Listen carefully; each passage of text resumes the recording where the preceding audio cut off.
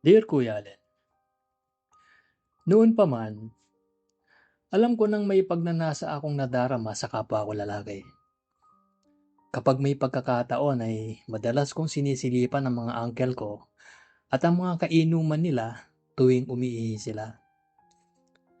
At parang naninigip ang dibdib ko tuwing swerte kong nakikita ang mga alaga nila.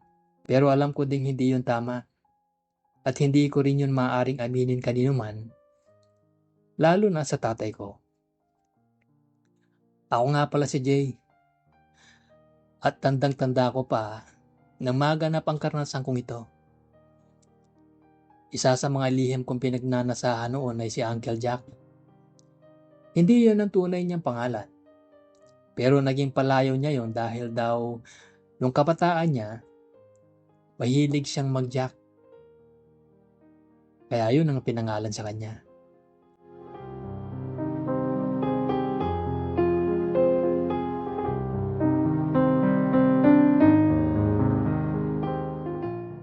Siya ay panganay na kapatid ng papa ko. Malaking bulas si Uncle at kayumanggi ang kulay.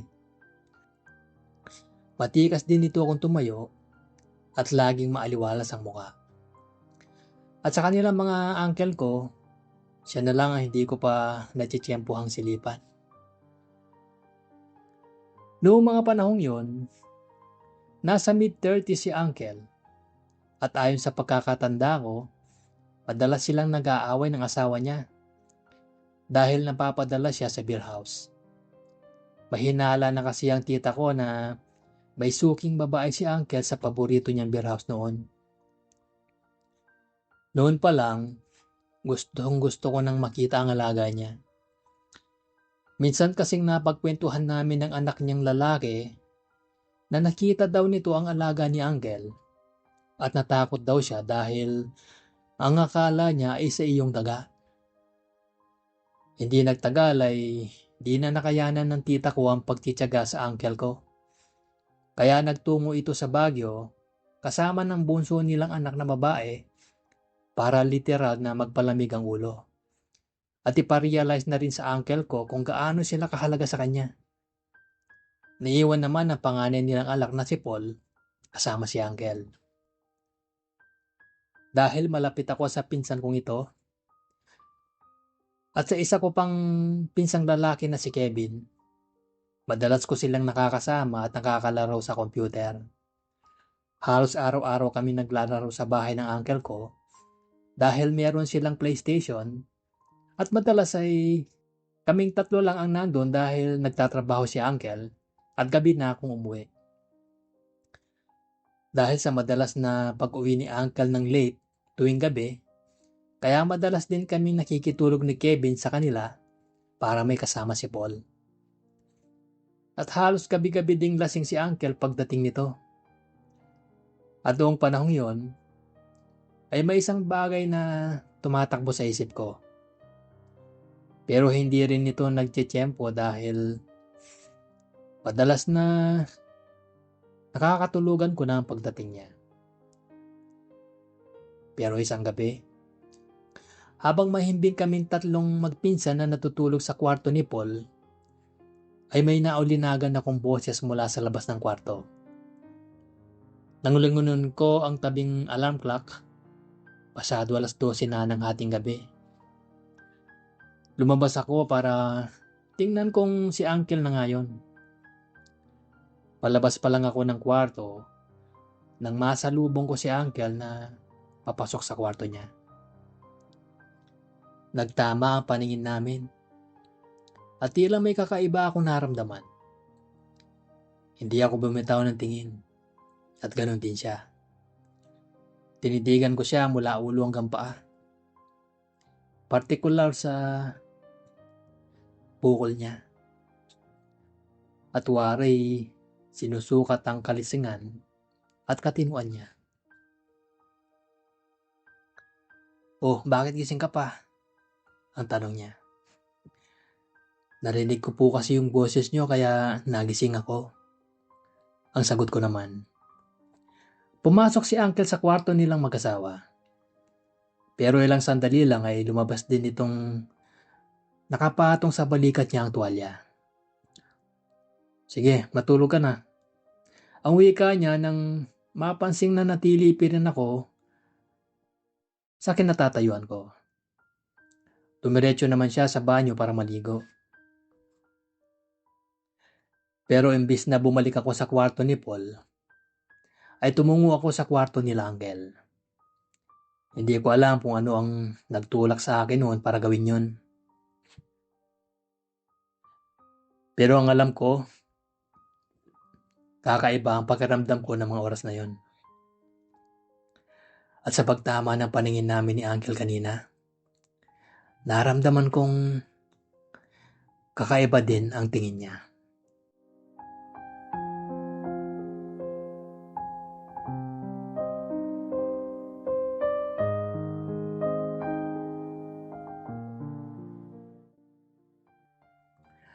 Naghintay ako ng ilang minuto.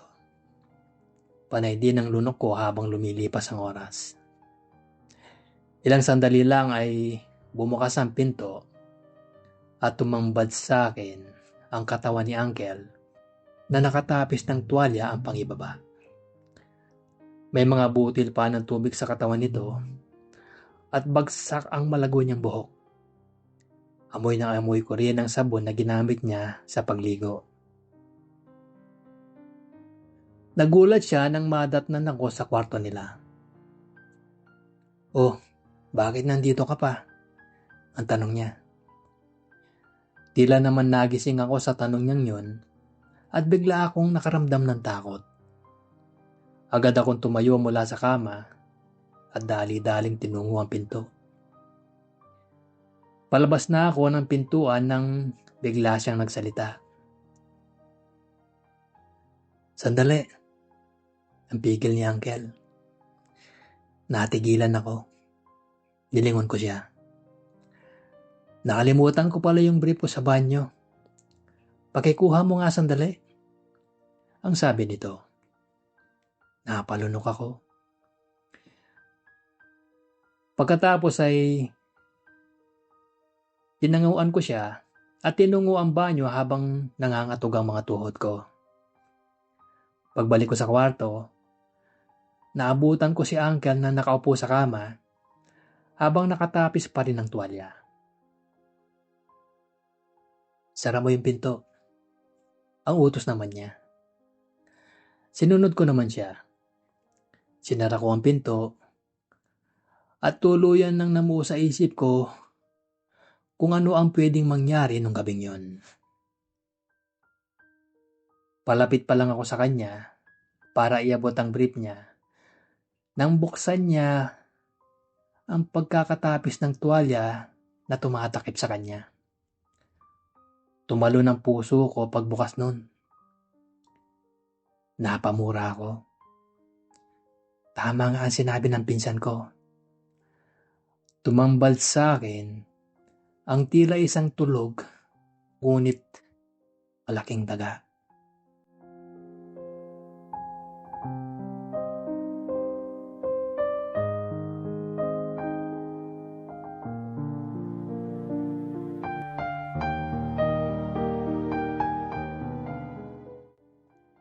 Napaatras ako. "Ikaw na magsuot ng brief ko," ang sabi niya. Natigilan ako.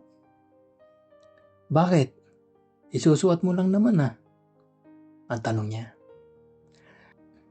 Hindi ko mahulaan kung ano ang nasa isip niya nung mga oras na yun.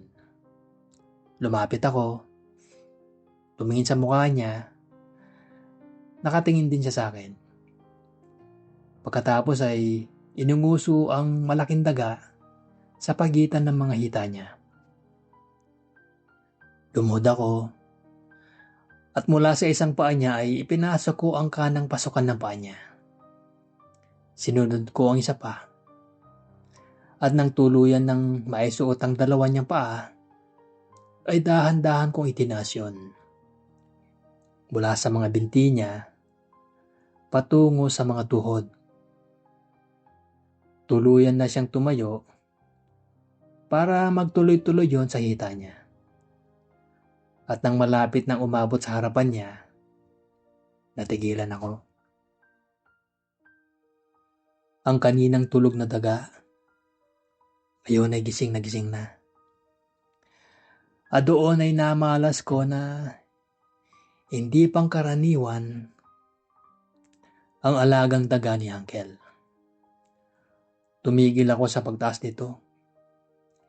Tiningnan ko siya sa mukha para malaman ang itsura niya. "O bakit ka huminto?" ang tanong niya. Kaya naman nagpatuloy ako. Itinaas ko ulit yon hanggang sa unti-unting matakpan ang nagwawalang daga ni Uncle.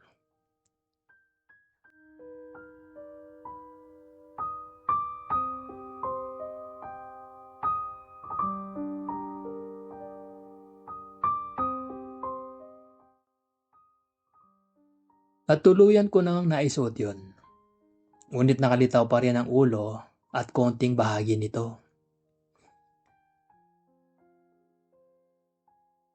Sa mga oras na yon, gustong gusto ko nang hawakan yon.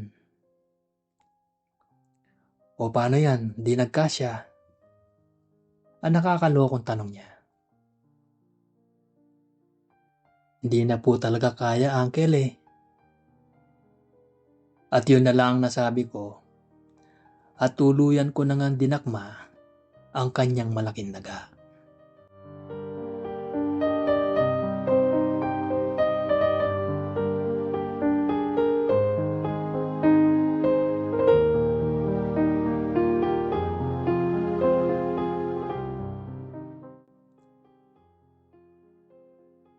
Hindi na nagulat pa si Uncle sa ginawa kong yun.